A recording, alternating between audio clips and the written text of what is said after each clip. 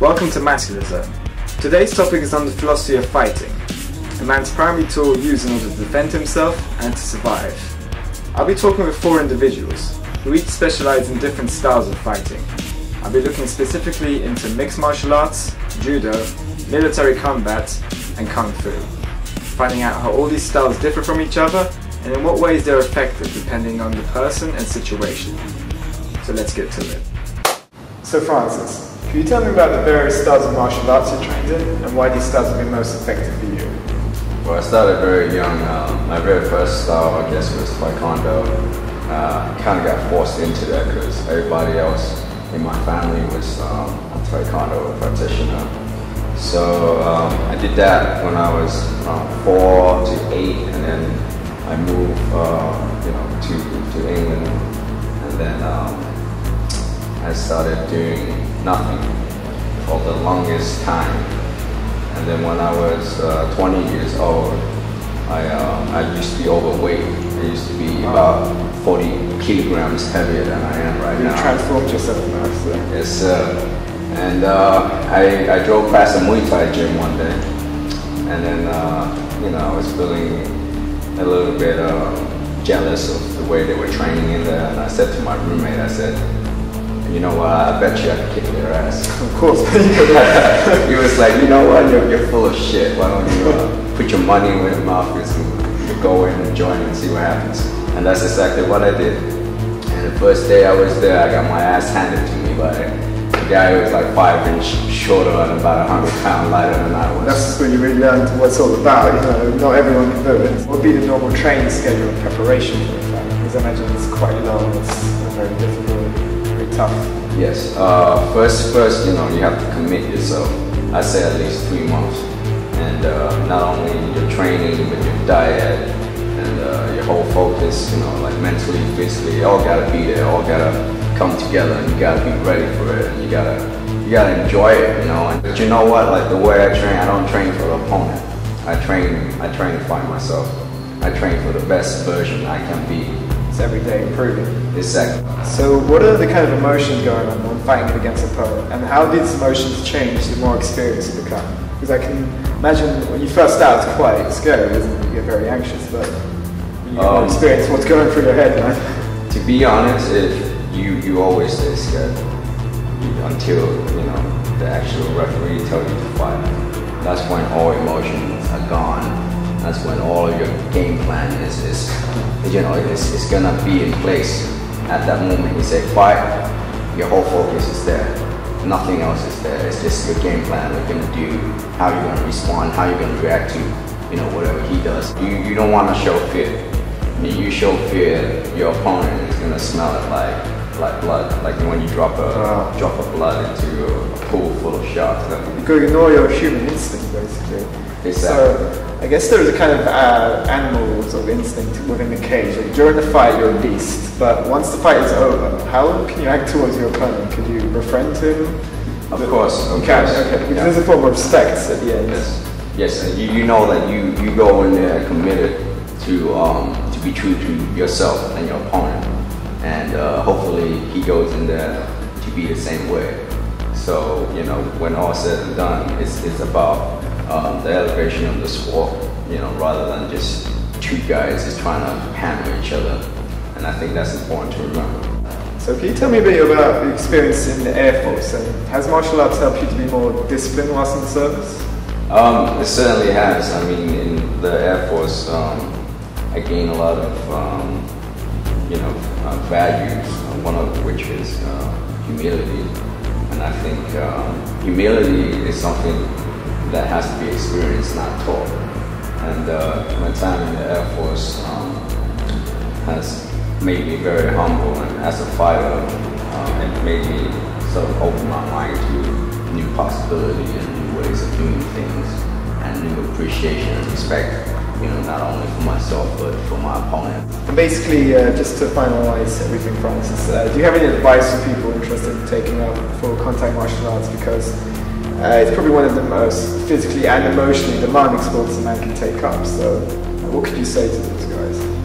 Oh, my friends and I, we call it the sickness. And you have to ask yourself, do I have the sickness? And what is the sickness? The sickness is just that adrenaline, that desire to, like Bruce Lee says, to express yourself fully, you know.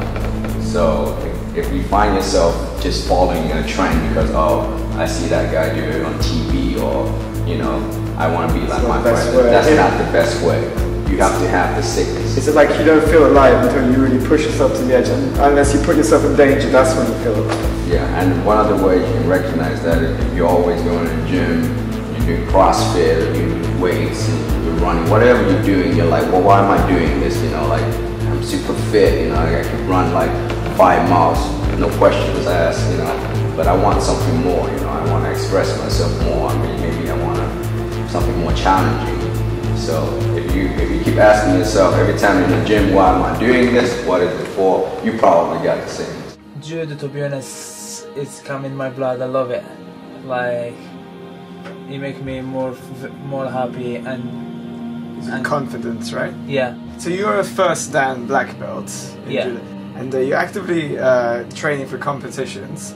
And tell me about the preparation you need and the mindset that you need to be the best that you can possibly be. You know, preparation for those competitions. To be honest, I train every day. Every day, that's every there you go. Day. Like, that's the answer. I train 7 days a week, and sometimes we train 1 in the morning and 1 in the evening, so twice in a day. You need all the time you can get, I guess. Yeah, like we do like 5 times a week judo and twice cardio, a little bit gym weights. Yeah, so you got Olympic team, so you're training for the Olympics, right, in Brazil? Hopefully you'll get through. I hope so. I will get there, and we did the best. And like this year, I'm training so hard, and I hopefully like my dream to go in the Olympics. Why not? Best of luck. Yeah. And also, is it hard to maintain friendship with people when you're always flipping each other around, hurting each other? To be honest, like, I can imagine that's how it we're is. fighting hard and everything, but after fight, we are so friendly, and I have in my heart, like, why I fight in competition. I need to win. To be the best. I want to win. I don't want to lose. If I lose, I learn. But I want to win. Like, I lost a lot, but now, like, only the loss, you have more experience. It's not just fighting. Some people think it's just fighting. Judo is more discipline as well. It make you calm, and it make you like, you know a lot of people, each other a lot, and you meet different people. And you see the people, like, you see rich people, you see no rich people, you meet like everything. It's a mix of everything. Mix for everything. And what kind of fight training do they put you through together? So it's not really a style as such, it's more, you know, instant sort of neutralizing moves. Like I said, we had to take out our enemy as fast as possible, sort of thing. It's no finesse, no dancing about or anything, it's literally get in there, strike hard, grapples, you know, take them down, finish with a big boot to the face, big boot to the throat, like, you know, grab that groin, you know, just instant pain, man. You know, you really want to go for the pain factor, and like I said, you want to neutralize them as fast as possible. In essence, you're trained to be a human weapon, fighting, not fighting just to fight, but fighting to take down your opponent as quickly as possible. So, that's it. So in terms of moves, you have like CQC. What kind of moves did you have to know? So, like I said, a lot of grapples, a lot of disarms. So, like I said, knife disarms, weapon disarms. If you've got IEDs or anything like that, we had to neutralize the situation. Thing is, you know, if it ever came down to unarmed combat, you're in a bad way because we're trained to shoot people. So, you know, if you haven't got your rifle, that's it, man. Yeah. You got your rifle, you got your sidearm, you've even got your knife. And if you haven't got any of them and you have to come down to unarmed combat, you know, we have to take them out as fast as possible. Big grapple, so throws, take them down to the floor, finish off with a big move. So what's the main difference between fighting for your country and fighting in the average street ball, and like, you know, drunken time something goes on, you know, this? Well, the thing is, you know, when you're in the battlefield and stuff like that, you need to respect your enemy. It's like the Taliban or something like that in Afghanistan. In a way, you know, they're your enemy, but they're defending their homeland and stuff like that. So you have to respect your enemy. You can't just think, you know, that you're better than them or anything like that, because it's their terrain, you know, and we fight guerrilla warfare. So it's very, very hard for an organised army to fight against that. So, you know, in a street fight, it's one of those things that you could be in a pub, you know, someone wants to start on you, someone wants to rob you, something like that. You know what you do, you know. Like you said, I'm not gonna throw in there with a big kick or something. I'm just gonna neutralise the situation. Big heavy leg kick to the knee, something like that, and get out of there. Jab to the eye. Show him his boss, right? That's it. Jab to the eye, man. It's seriously, it will neutralise the situation. Believe me, any sort of soft area of the body, you strike that, get out of there. You don't want extended, you know, you don't want confrontation. However trained you are, the last thing you want to do is be in an extended fight. You can get glassed, you can get stabbed, you can get like whole groups of guys jump on you. You just want to get out of there. We're trained, that's the thing, we're trained to be cool cucumbers, man. That's it. So we're trained like really to, you know, when the bullets are flying, anything like that. If you stick to your training, you work well with your lads and you're 100% switched on, you know, not much is going to go wrong, to be honest. Guerrilla warfare, like I said, is quite hard to prepare against because at any time a civilian could attack you, could blow you up, could, you know, you have no idea. Roadside bombs, it could happen at any time. It's a faceless enemy sometimes out there, so, you know, sometimes it's very hard to fight against. I'm very patriotic myself. I believe that, you know, we're fighting the good fight and we're helping people out there and stuff like that, man. We're rebuilding, you know, marketplaces and stuff like that, and you know, the Afghan people, we're doing a lot of good out there as well. Like the news and some people, you know, slack the war off quite a lot, and it's really not the case, man. We're there to try and protect the civilians. We're there to do a good job. So it's humanitarian aid as well. Kung Fu is a type of martial arts, and there are thousands and thousands of them in the world. Kung Fu, if you like, is one of the more traditional ones, you know, set much more in history. A lot of martial arts have become bastardized and become amalgamations of other martial arts put together. So MMA would be a mixture of 5 or 6 maybe, some grappling arts and some hitting arts and some throwing arts all thrown into one to make mixed martial arts. That's what they call it, mixed. But Kung Fu is a more traditional one, like karate or Aikido or Judo. These are martial arts which have kind of retained a uniqueness maybe throughout the years. Martial arts are always evolving, so you can have modern Kung Fu's and very traditional Kung Fu. They change up a little bit and they introduce new techniques. Yeah, absolutely. I mean, always remember that martial arts is art. You know, that's why they call it a martial art. It's an art form, and that's why you have in karate and Japanese martial arts, they have what you call kata, which are the what we call the forms in Kung Fu, which are preset movements that you go through in order to discover the art forms and the fighting styles within the helps you with your movement as well. Absolutely, yeah, absolutely. From what I understand, all martial arts came from one particular place in China, and that particular place was visited by an Indian travelling monk called Bodhirama, or Damo to the Chinese, and he was the one that initially started teaching the monks in this particular region of China disciplines, physical disciplines, but it was never to do with fighting really. It was to do with meditation discipline. You know, he was disappointed that they couldn't meditate for long periods of time spiritually, so he wanted to create disciplines and physical disciplines that would enable them to carry on for longer. And these involve training the body, because as you are probably aware, if the body is healthier, the mind is going to be healthier as well. I think it always flows from that. So that's how martial arts training started, as a discipline for spiritual enlightenment. So how long have you been doing it for, and what rank do you hold now?